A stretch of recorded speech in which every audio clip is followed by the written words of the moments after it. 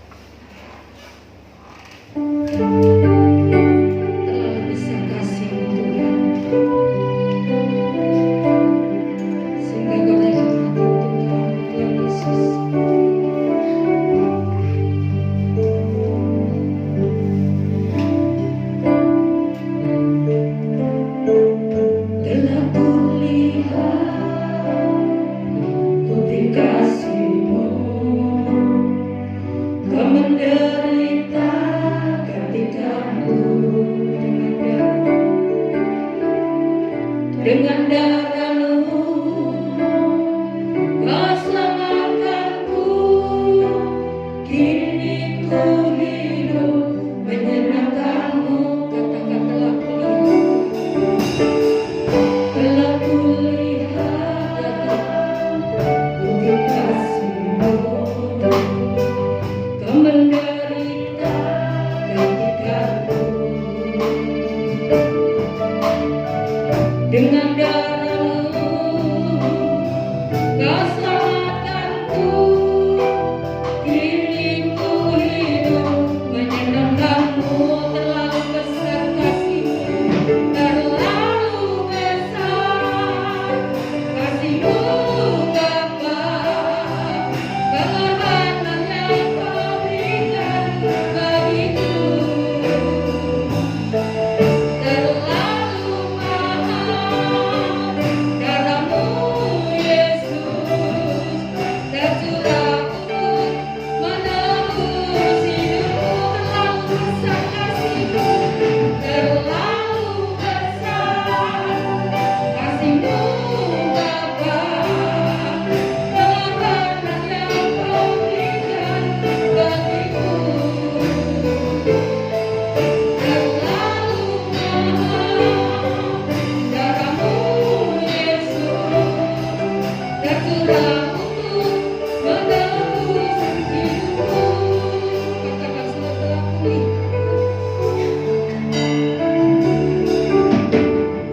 Telah kulihat bukti kasih-Mu. Kau menderita gantikanku dengan darah-Mu. Kau selamatkanku, kini ku hidup menyenangkan-Mu. Terlalu besar kasih-Mu Bapa. Pengorbanan yang Kau berikan bagiku terlalu mahal. Darah-Mu Yesus tercurah untuk menebus hidupku. Terlalu besar kasih-Mu, terlalu besar. Kamu siapkan atau menyerahkan untuk firman Tuhan. Firman Tuhan terlalu mahal.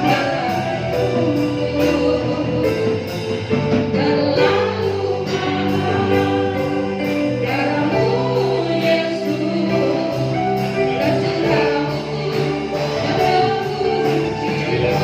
menebus hidupku.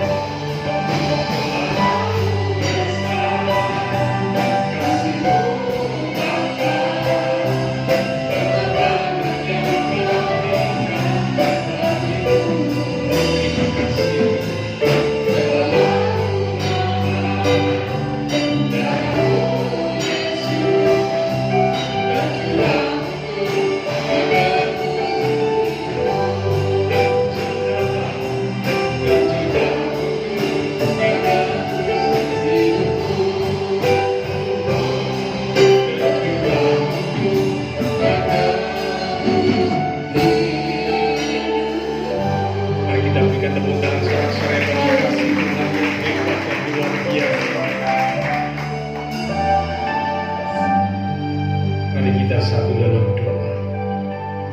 Kami melihat bukti kasih Tuhan yang besar, sehingga Engkau rela mati di atas kayu salib buat menggantikan segala hukuman atas dosa kami. Terima kasih Tuhan, kalau nyawa tidak Tuhan sayangkan, Tuhan berikan buat kami, apalagi segala perkara yang lain. Sebab itu kami bangga punya Allah seperti-Mu. Terima kasih buat kesempatan sore hari ini. Kembali kami umat-umat Tuhan beribadah. Kami beribadah secara onsite. Oh Tuhan, telah kami sampaikan puji-pujian sorak-sorai kami. Dan kami percaya setiap pujian yang kami sampaikan, yang keluar dari hati yang sungguh mengasihi Tuhan, maka pujian kami boleh menyenangkan hati Tuhan. Engkau hadir di tengah-tengah ibadah kami sesuai janji firman Tuhan. 2-3 orang bersekutu di dalam nama Tuhan, maka Tuhan ada di tengah-tengah kami. Kami hargai, kami hormati kehadiran Tuhan.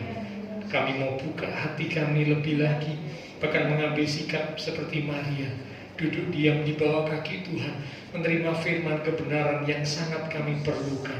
Mari urapi setiap kami, Roh Kudus.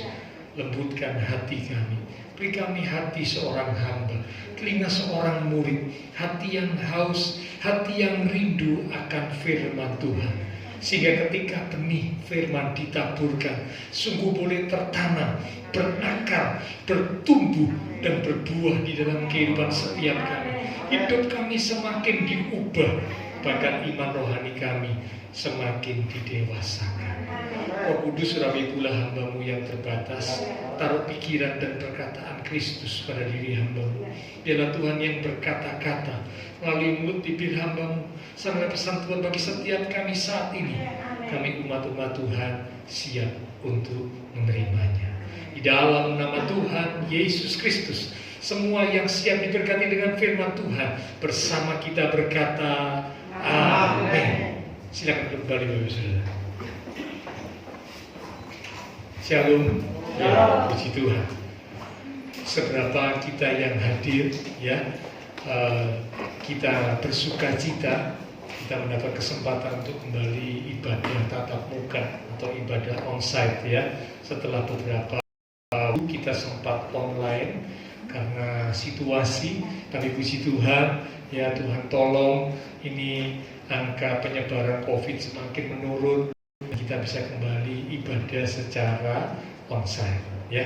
Nah, sebelum kita bersekutu dengan tubuh dan darah Tuhan pada sore malam hari ini, kita akan belajar kebenaran firman Tuhan. Judul perenungan firman Tuhan hari ini adalah hidup adalah perjuangan. Sekali lagi, hidup adalah perjuangan. Kita akan buka Alkitab dari kitab Ayub pada pasal yang ke-7. Ayub pada pasal yang ke-7 di ayat yang pertama. Ayo kita akan lihat dan baca Ayub pada pasal yang ke-7 di ayat yang pertama. Saya akan bacakan, Bapak Saudara bisa melihat menyimak dari Alkitab ataupun gadget yang hanya digunakan untuk membuka Alkitab saja, ya. Akan menyenangkan hati Tuhan jikalau di silent plus di airplane mode, ya, sehingga tidak terganggu dengan notifikasi pemberitahuan chat dan sebagainya, ya. Oke, Ayub pasal 7 di ayat yang pertama. Demikian firman Tuhan. Bukankah manusia harus bergumul di bumi dan hari-harinya seperti hari-hari orang upahan? Amin. Nah, ayat yang baru kita baca dikatakan bukankah manusia harus bergumul di bumi. Dengan kata lain, Tuhan hendak berkata semua orang yang hidup di dunia ini dalam menjalani kehidupan harus berjuang. Karena itulah judul perenungan firman Tuhan hari ini, hidup adalah perjuangan. Nah, memang betul kalau Bapak Ibu Saudara saya bisa ada seperti saat ini, kita masih hidup, kita bisa melakukan sesuatu, kita bisa memiliki sesuatu, itu anugerah Tuhan. Betul, tidak salah. Ya, kita bisa bernafas, kita bisa sehat, semua itu anugerah Tuhan. Sehingga ada satu ungkapan berkata hidup adalah anugerah. Betul, tidak salah. Semua itu anugerah, pemberian dari Tuhan. Tetapi di sisi yang lain, selain hidup adalah anugerah, hidup juga adalah perjuangan. Ini yang perlu kita tahu. Ya, karena kalau kita sebagai umat Tuhan tidak mengerti hal ini, maka kita akan kecewa ketika kita menjalani kehidupan ini. Wah, ternyata kok ada perjuangan demi perjuangan yang harus dilewati. Ada harga yang harus dibayar, ada pengorbanan yang harus dilakukan.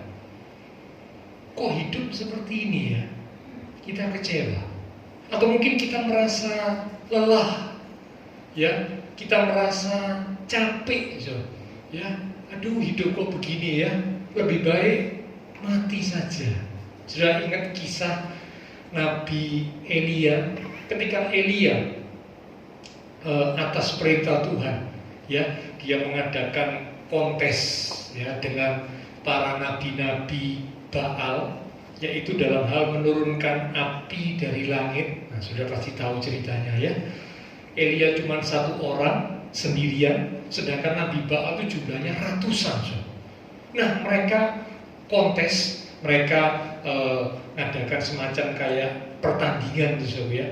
Siapa yang bisa menurunkan api dari langit, berarti mereka punya Allah yang hidup. Karena waktu itu Israel menyembah Baal. Ya. Nah, Tuhan kasih perintah Elia untuk menunjukkan siapa Tuhan yang hidup itu. Singkat cerita, Nabi Baal yang muter-muter, berteriak-teriak, ya segala macam dilakukan ratusan orang supaya api turun dari langit membakar korban persembahan. Tapi dari pagi sampai petang tidak ada api turun dari langit.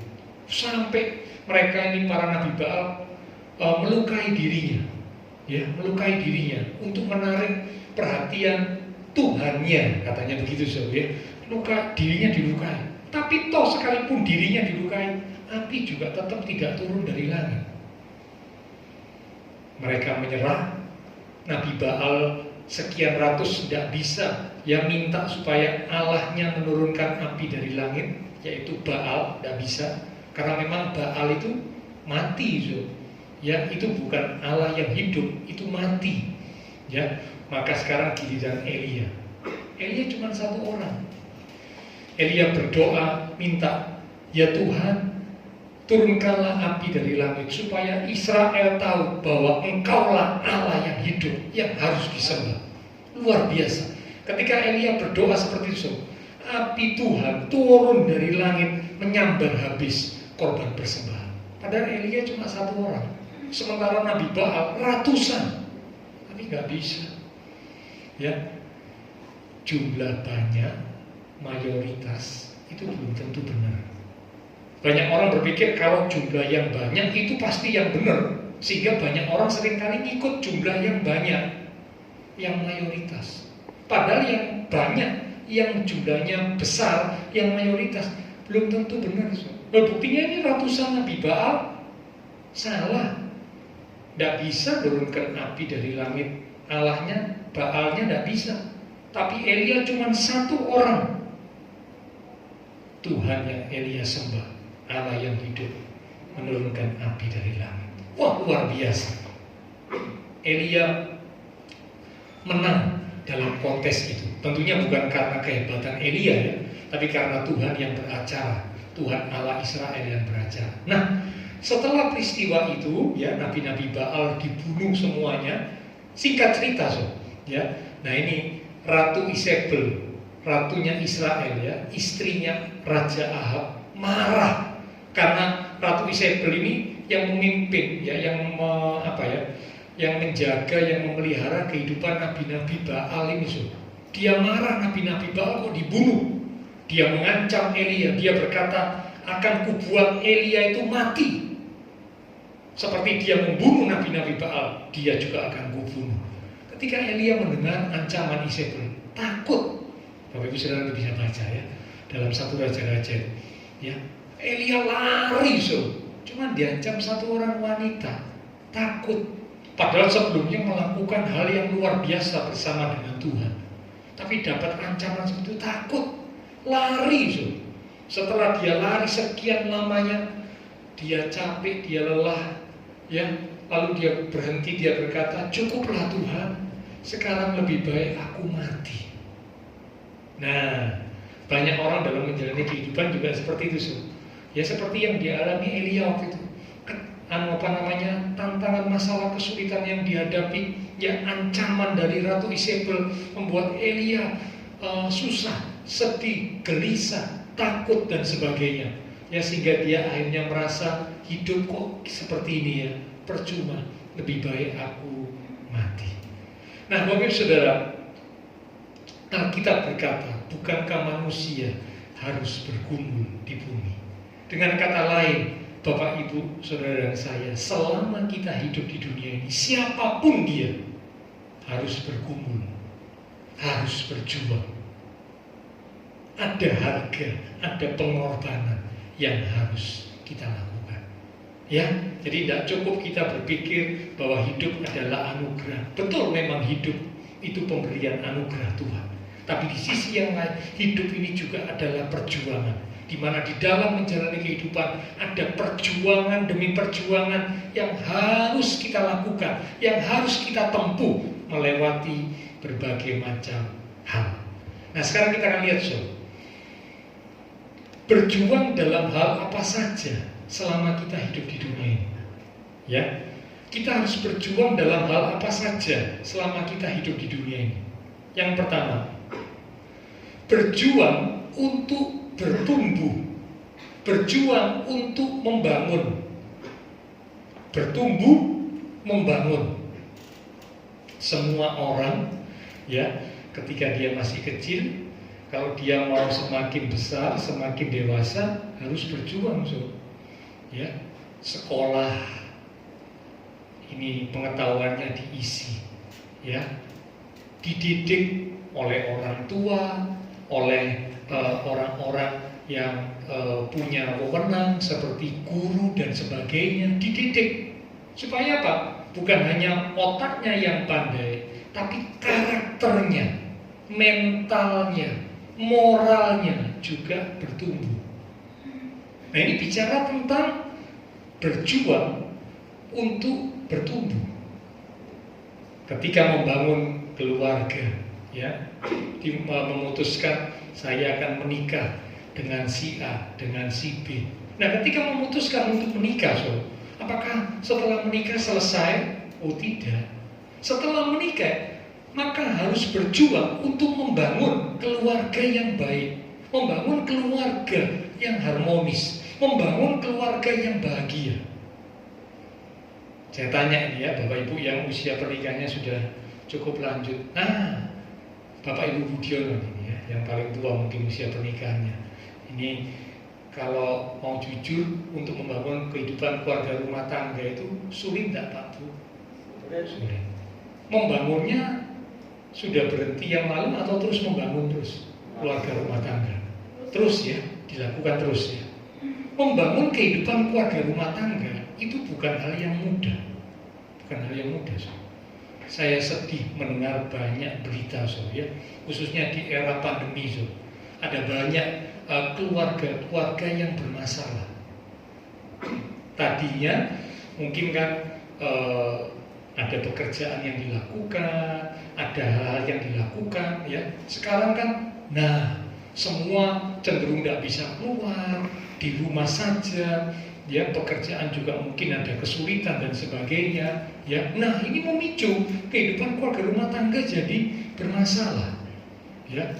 Yang tadinya rukun, damai, ya, sekarang jadi sering berantem. Lama-lama bukan cuma sering berantem, ya. Lama-lama akhirnya berpisah. Bahkan tidak sedikit ya orang-orang yang akhirnya terlibat di dalam perselingkuhan. Selingkuh, ya, kehilangan komitmen. Padahal membangun keluarga itu harus berjuang untuk bisa punya komitmen. Saya sudah menikah dengan si A, maka saya harus mencintai, saya harus mengasihi si A, apapun yang terjadi. Ya, sebelum menikah biasanya orang berkata begini, karena saya mencintai kamu, maka saya menikah dengan kamu. Betul ya? Dulu kalau waktu belum menikah, waktu mau menikah kan ngomongnya begitu ya, karena saya mencintai kamu, maka saya menikah denganmu. Sebelum menikah. Setelah menikah, apakah terus ngomong seperti itu? Prinsipnya seperti itu? Tidak. Kalau prinsipnya seperti itu repot, karena saya sudah tidak lagi mencintai kamu, maka hubungan pernikahan kita cukup sampai di sini. cerai. Ya, nggak bisa. Prinsipnya diubah. Setelah menikah ngomongnya beda, prinsipnya beda. Prinsipnya ngomong karena saya sudah menikah denganmu, maka saya harus tetap mencintaimu. Setuju? Nah, ya karena saya sudah menikah. Ya istilahnya sudah telanjur gitu Zawi ya. Iya kan? Dulu menikah juga kita yang buat keputusan sendiri kok ya. Orang tua kan tidak maksa. Ya, beda kalau zamannya Siti Nurbaya dulu ya. Zamannya Siti Nurbaya dijodoh-jodohkan loh, dipaksa. Tapi kalau zaman setelah itu enggak, semua membuat keputusan sendiri, kenal-kenal sendiri, lalu bangun hubungan, lalu memutuskan untuk berumah tangga, menikah. Ya, nah jadi membangun rumah tangga itu perlu berjuang. Jadi yang pertama, berjuang untuk tumbuh, berjuang untuk membangun pekerjaan. Sama so, orang membangun pekerjaan ketika merintis, ya mau memulai sesuatu lalu mulai membangun itu harus berjuang. Namanya saja membangun. Ya, bangun rumah sama so, orang kalau bangun rumah, ya wah ada perjuangan. Ya dibangun dengan dana sekian, tukang-tukang dipersiapkan, bahan-bahan dipersiapkan, berjuang untuk membangun. Ya. Jadi yang pertama, berjuang untuk bertumbuh dan membangun. Ini yang pertama, ya, yang harus kita jalani dalam kehidupan ini. Karena hidup adalah perjuangan, maka yang pertama kita berjuang untuk supaya bertumbuh, ya, dan membangun. Yang kedua, berjuang di dalam menghadapi masalah, di dalam menghadapi tantangan. Siapa orang yang tidak pernah menghadapi tantangan? Tidak ada. Kalau Bapak Ibu perhatikan, tokoh-tokoh Alkitab pun mereka juga menghadapi tantangan. Salah satunya Ayub. Ya, tadi di Ayub pasal 7 ini kan omongannya Ayub. Kalau Bapak Ibu baca judul perikopnya, perikop di Ayub pasal 7 itu dikatakan hidup itu berat. Berat. Jadi Ayub berkata hidup itu berat. Jadi kalau ada Bapak Ibu Saudara yang berkata, iya Pak, sekarang ini loh baru hidup itu berat, dulu enggak berat. Ya, enggak. Ternyata hidup itu berat ya, bukan mulai sekarang. So. Dari dulu, zamannya Alkitab ditulis, Ayub sudah berkata hidup itu berat. Mengapa? Karena ada tantangan, masalah, kesulitan yang harus dihadapi. Ada masalah keluarga. Ya, mungkin suami istri, orang tua anak, saudara bersaudara, punya masalah dalam keluarga. Ya, sehingga tidak bisa rukun, tidak bisa harmonis, tidak bisa bahagia. Ada lagi yang masalah dalam ekonomi, pekerjaan. Ya, ini masa pandemi banyak orang yang hadapi kesulitan dalam ekonomi, pekerjaan. Ini tantangan. Ya, ada lagi yang menghadapi masalah kesehatan. Ini di era pandemi ya. Penularan sakit itu mudah sekali, ya cepat sekali. Saya dengar ada pasangan suami istri, salah satu dokter yang cukup terkenal di Surabaya, ya itu era COVID yang lalu, ya tahun kemarin itu suami istri dokter, ya dua-duanya mati kena COVID, ya dokter loh, ya kan dokter mestinya kan tahu ya bagaimana cara mengobati atau mengatasi supaya sakitnya sembuh. Mestinya kan gitu ya secara pikiran manusia. Tapi sekali lagi, hidup itu adalah anugerah Tuhan. Ya kalau sudah waktunya mati, ya tidak bisa diobati bagaimanapun nggak bisa. Waktunya pulang. Ya, tapi ada orang yang belum waktunya pulang. Ya, saya pernah lihat itu di rumah sakit. Oma-oma, nenek-nenek di rumah sakit itu sampai sekian bulan di ICU dalam kondisi tidak sadar, ya. Tapi organ tubuhnya masih bisa berfungsi sekian bulan, tidak mati, ya, tidak bisa dikatakan, ya, karena memang Waktu hidup, waktu mati itu adalah Tuhan yang punya. Ya. Nah, jadi kita kembali berjuang untuk menghadapi masalah, baik tadi kesehatan, ya, supaya tubuh kita tetap sehat. Bagaimana? Harus berjuang menjaga pola makan, menjaga gaya hidup dan sebagainya. Ada lagi yang lain, masalah studi. Ya, anak-anak dalam studi sekolah itu juga seringkali punya problem. Waktu sekolah SD, SMP, SMA, ya problemnya ujian-ujian, tugas-tugas. Setelah SMA lulus, mikir, ini mau masuk mana ini ya? Kuliah mana ini? Ya kan? Nah, kuliah di tempat ini, jurusan ini, oke. Setelah lulus, mikir apa? Ini kerja apa? Betul apa enggak? Loh iya, Lah apa gunanya punya titel, lulus tapi nggak tahu harus kerja apa, nggak bisa ngerjakan apa-apa. Bingung, ini masalah. Ya, berjuang menghadapi masalah studi. Setelah lulus bagaimana? Dan yang terakhir, berjuang menghadapi masalah jodoh. Jodoh ini penting, ya, khususnya bagi anak-anak Tuhan. Kalau orang di luar Tuhan gampang nikah, tidak cocok. Karena kita nggak cocok, kita bisa, kita cerai. Lalu nikah lagi sama orang lain, bisa. Kalau di luar Tuhan bisa, tapi di dalam Tuhan nggak bisa. Di dalam Tuhan Alkitab berkata Allah membenci perceraian. Apa yang sudah dipersatukan oleh Allah tidak boleh dipisahkan manusia. Nggak boleh. Dalam Alkitab Tuhan berkata seperti itu. Berarti jodoh menjadi sebuah problem. Kalau dapat jodoh yang tidak tepat, istilahnya gitu ya, dapat jodoh yang tidak pas, padahal ini begitu menikah hingga mau memisahkan. Wah, bagaimana ini?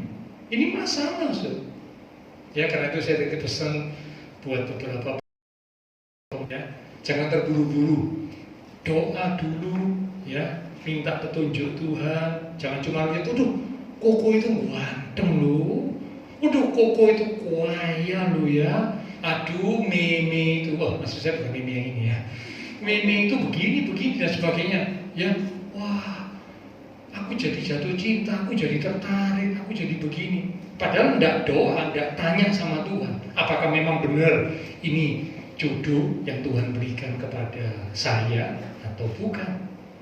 Ya. Nah, jadi yang kedua, berjuang menghadapi masalah kesulitan. Dan itu dialami oleh semua orang, termasuk anak Tuhan. Jadi kalau Bapak Ibu Saudara bersama saya dalam menjalani kehidupan ini, ada perjuangan-perjuangan, ya, dalam kesulitan yang kita hadapi. Jangan kecewa, jangan patah semangat. Semua orang alami, ya, entah itu masalah keluarga, masalah ekonomi pekerjaan, masalah kesehatan, masalah studi, ataupun masalah jodoh. Semua orang alami, karena memang hidup adalah perjuangan. Yang ketiga sekarang, yang terakhir. Jadi yang pertama, hidup adalah perjuangan. Berjuang dalam hal apa? Yang pertama, berjuang untuk tumbuh, berjuang untuk membangun. Yang kedua, berjuang untuk menghadapi masalah, tantangan, kesulitan. Yang ketiga, yang terakhir, berjuang untuk mempertahankan iman. Mari kita baca dalam kitab Yudas di ayat yang ketiga. Tentunya pasalnya 1, ya, karena Yudas cuma 1 pasal. Kitab Yudas itu adalah kitab hampir terakhir sebelum Wahyu. Ya, jadi kalau Bapak Ibu nyari Yudas gampang, sebelumnya Wahyu, gitu ya. Jadi 2 kitab yang terakhir. Yudas pada ayat yang ketiga, demikian firman Tuhan. Saudara-saudaraku yang kekasih, sementara aku bersungguh-sungguh berusaha menulis kepada kamu tentang keselamatan kita bersama, aku merasa terdorong untuk menulis ini kepada kamu dan menasehati kamu. Perhatikan kalimat berikut, supaya kamu tetap berjuang untuk mempertahankan iman Sekali lagi, tetap berjuang untuk mempertahankan iman yang telah disampaikan kepada orang-orang kudus. Yang ketiga, perjuangan yang harus kita tempuh dan kita lakukan, berjuang untuk mempertahankan iman.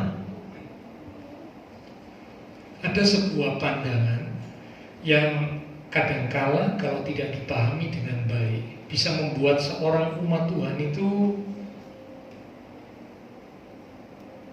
akhirnya tidak berada dalam kehendak Tuhan. Pandangan apa itu? Saudara mungkin pernah mendengar. Ada satu pandangan yang berkata, sekali selamat, tetap selamat. Apapun yang terjadi, ya, hidupnya bagaimana, tapi kalau sudah sekali selamat, tetap akan selamat.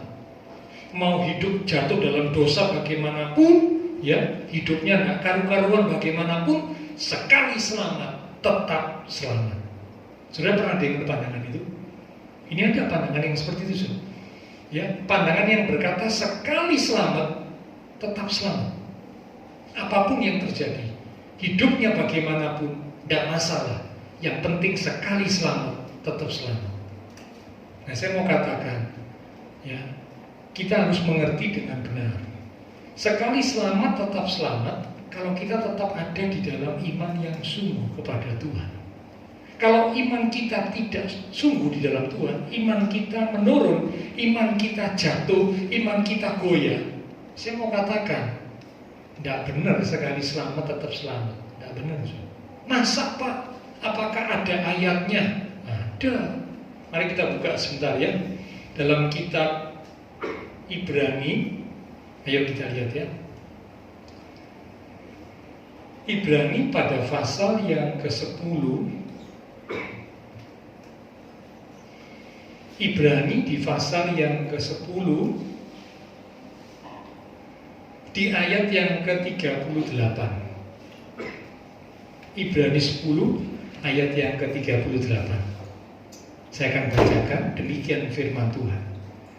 Tetapi orangku yang benar akan hidup oleh iman. Kita perhatikan kalimat yang berikut. Dan apabila ia mengundurkan diri, saya tanya baru semua, kata ia mengundurkan diri, siapa yang dimaksud dengan ia? Siapa yang dimaksud dengan kata ia dalam kalimat ini? Apabila ia mengundurkan diri. Kalau saudara baca kalimat sebelumnya, berarti yang dimaksud dengan ia adalah orang yang benar. Betul ya? Dikatakan orangku yang benar akan hidup oleh iman. Dan apabila ia yaitu orang yang benar itu mengundurkan diri. Mengundurkan diri ini berarti imannya goyah. Imannya kacau. Imannya drop. Lanjut. Apabila ia mengundurkan diri, maka aku tidak berkenan kepadanya. Ya. Lanjut ayat 39. Ini lebih jelas ya. Tetapi kita bukanlah orang-orang yang mengundurkan diri dan binasa. Jadi orang yang mengundurkan diri dikatakan dia akan binasa.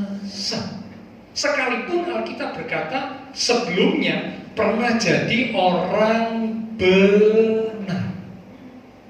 Jadi kalau ada pandangan yang kita pegang dengan teguh, sekali selamat tetap selamat, tidak peduli hidupnya kacau, hidupnya tidak karu-karuan, hidupnya tidak sesuai kehendak Tuhan, tidak mau bertobat. Pokoknya dulu kan saya pernah selamat, saya pernah percaya Tuhan Yesus. Sekarang hidupnya kacau kayak bagaimanapun, saya tetap selamat. Tunggu dulu. So. Kalau imannya tidak tetap teguh di dalam Tuhan, keselamatan itu bisa hilang. Satu ayat lagi ya. Kita buka dalam kitab Filipi. Pasal Filipi pada pasal yang kedua. Di ayat yang ke-12. Filipi pada pasal yang kedua di ayat yang ke-12. Demikian firman Tuhan. perikop di atas itu berjudul tetaplah kerjakan keselamatan. 12. Hai saudara-saudaraku yang kekasih, kamu senantiasa taat. Perhatikan kalimat berikut. Karena itu, jadi sebelumnya kan dikatakan kamu senantiasa taat. Berarti sebelumnya sudah jadi orang benar, saudara, ya. Sudah jadi orang yang beriman. Setelah itu, ya, kalimat berikutnya, karena itu tetaplah kerjakan keselamatanmu dengan takut dan gentar.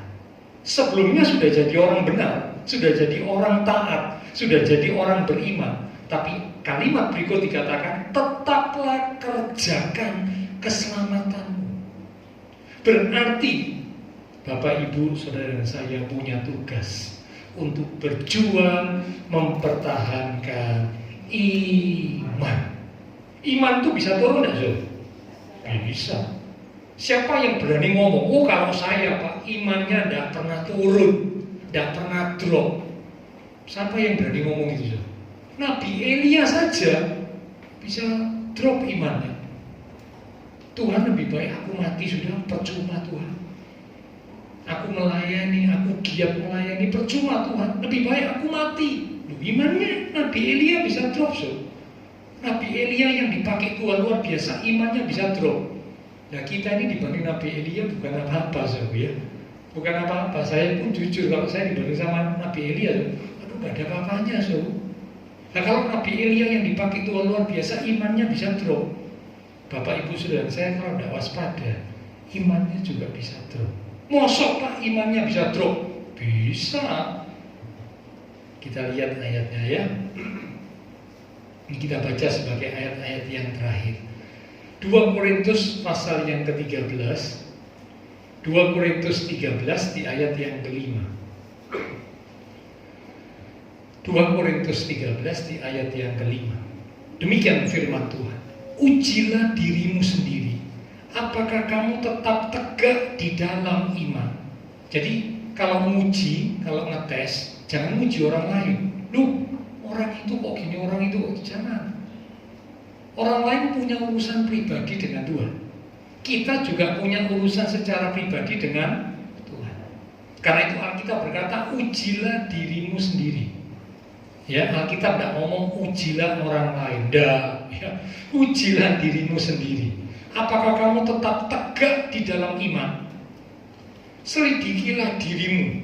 Apakah kamu tidak yakin akan dirimu bahwa Kristus Yesus ada di dalam diri kamu? Sebab jika tidak demikian, kamu tidak tahan uji. Jadi ini kalimat ini, kalau Bapak Ibu perhatikan, kalau tidak diselidiki dengan seksama, iman kita itu bisa drop, turun. Jadi kita mesti melidiki diri kita, ya. Setiap waktu kita periksa, apakah imanku ini mulai turun? Apakah aku ini mulai kurang percaya kepada Tuhan? Apakah aku ini mulai kurang mengandalkan Tuhan? Selidiki diri kita. Mungkin karena hal-hal yang kita hadapi, iman kita mulai goyah. Nah, kita berkata, berjuang untuk tetap mempertahankan iman. Ya, ayat terakhir. Kolose pasal 1. Setelah ini pelayan-pelayan mimbar dan pelayan berjamaah kudus bisa bersiap dan maju. Kolose pasal 1 di ayat yang ke-23. Kolose pasal 1 ayat yang ke-23. Demikian firman Tuhan.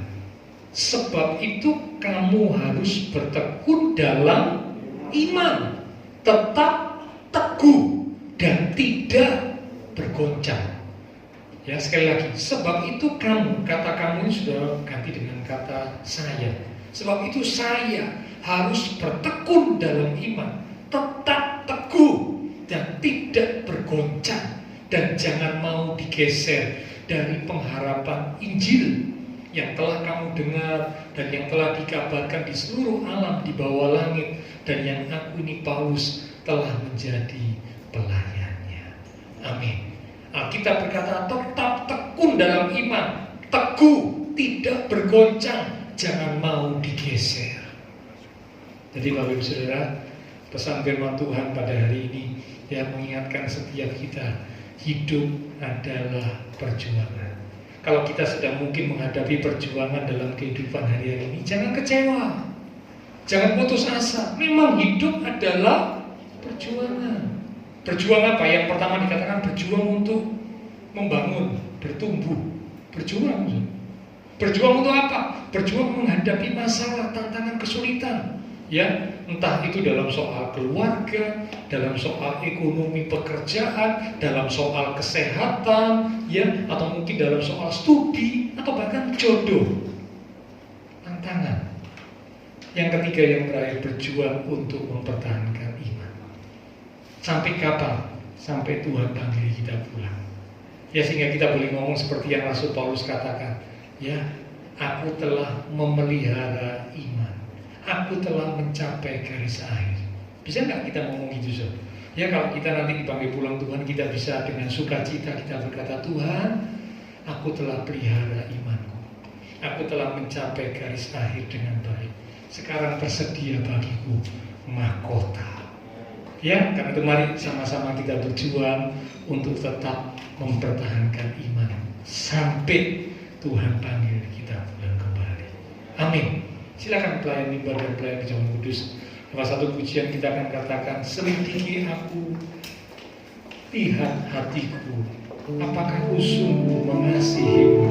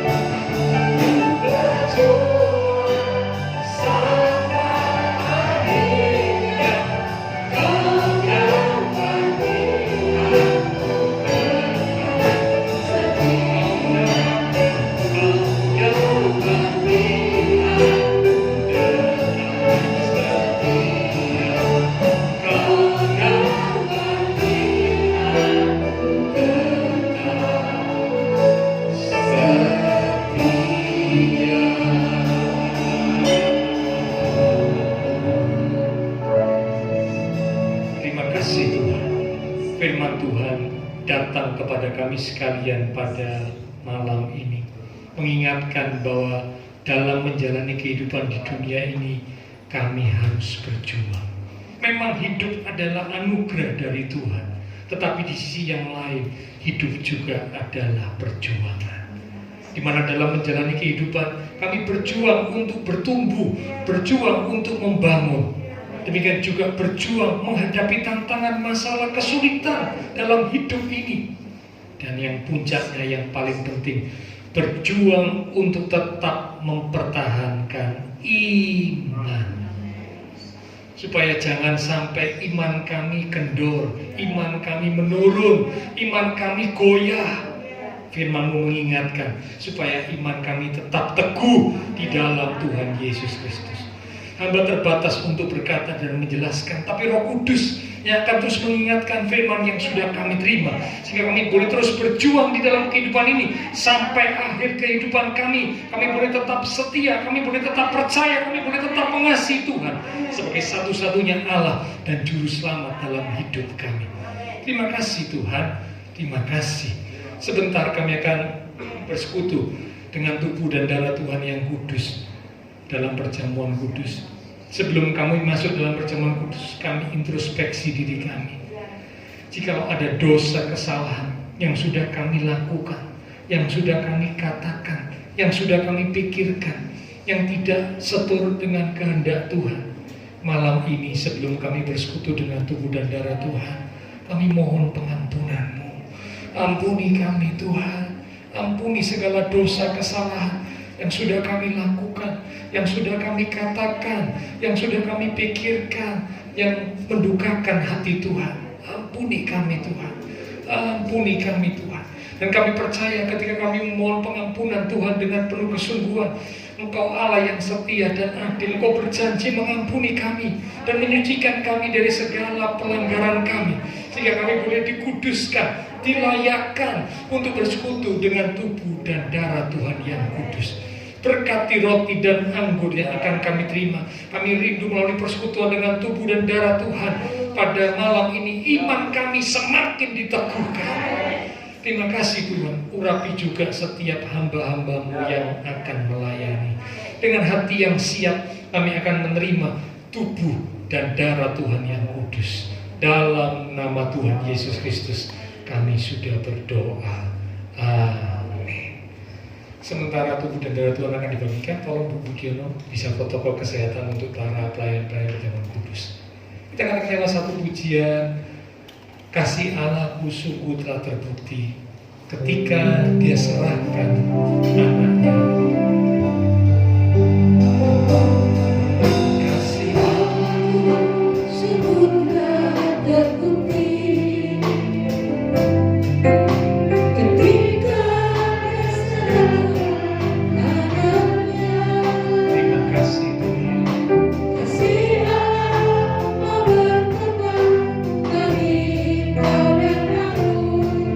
Tak ada kasih seperti kasih. Sekali lagi katakan kasih Allahku. Kasih Allahku sungguh telah terbukti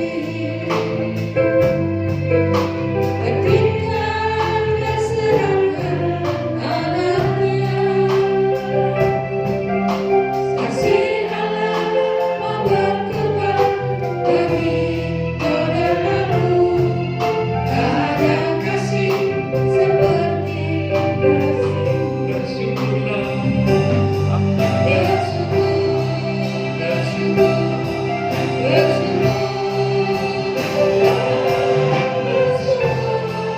karena kasih selalu. Ku sembah, ku sembah, ku sembah, dan ku sembah. Selama hidupku, ku sembah Oh Tuhan.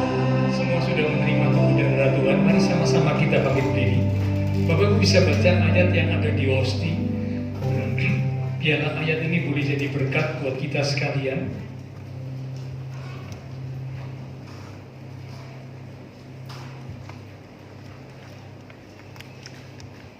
Oke, kita siapkan diri kita untuk bersekutu dengan tubuh dan darah Tuhan. Sekali lagi kita katakan bersyukur, bersyukur, bersyukur.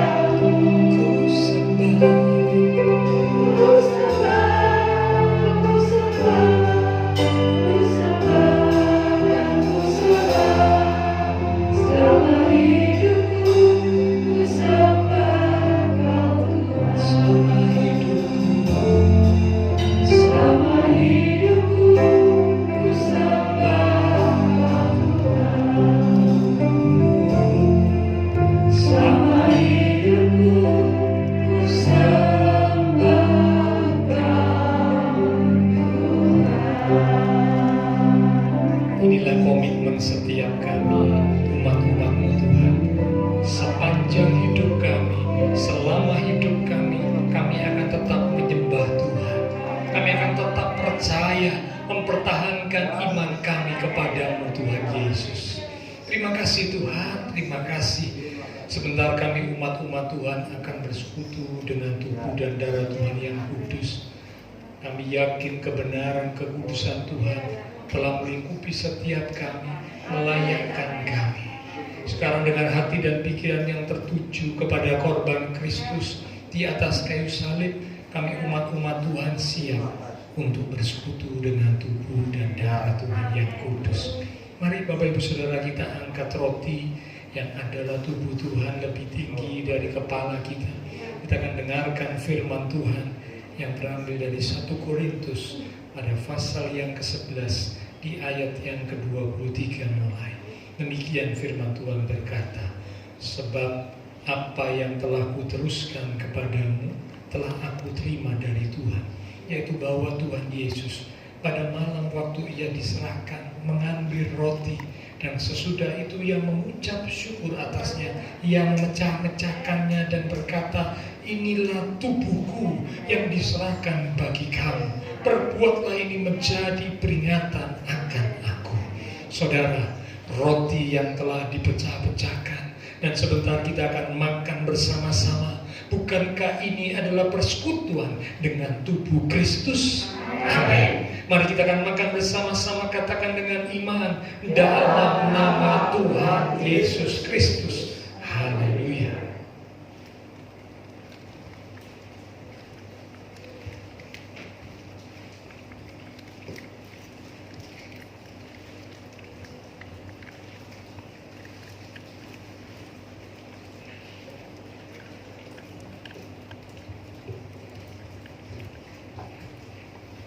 Terima kasih Tuhan. Terima kasih untuk persekutuan dengan tubuh Tuhan. Terima kasih Tuhan. Terima kasih. Mari sekarang kita angkat cawan lebih tinggi dari kepala kita. Kembali kita akan dengar firman Tuhan. Demikian juga ia mengambil cawan sesudah makan, lalu berkata, cawan ini adalah perjanjian baru yang dimeteraikan oleh darahku. Itulah darah perjanjian yang ditumpahkan untuk banyak orang bagi pengampunan dosa. Perbuatlah ini setiap kali kamu meminumnya menjadi peringatan akan aku. Saudara, cawan yang telah kita mintakan berkat atasnya, dan sebentar kita akan minum bersama-sama. Bukankah ini adalah persekutuan dengan darah Kristus? Amin. Mari kita akan minum bersama-sama, katakan dengan iman, dalam nama Tuhan Yesus Kristus. Haleluya.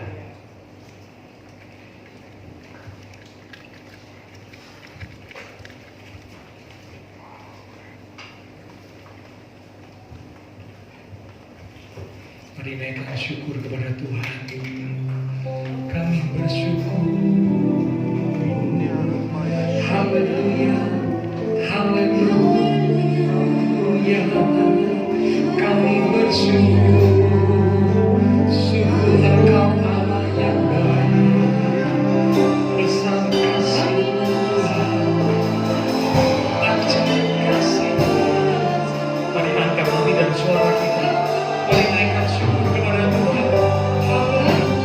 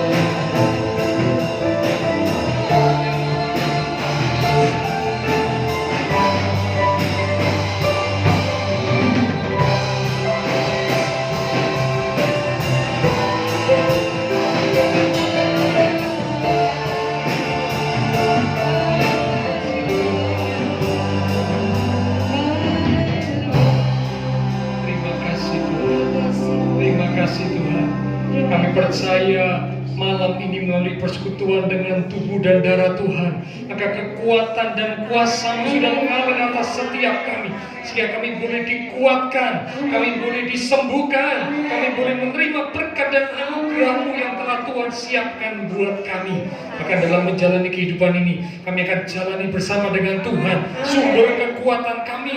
Kami jalani dengan penuh sukacita, bersukacita dalam pengharapan, bersabar dalam kesesakan, dan bertekun di dalam doa.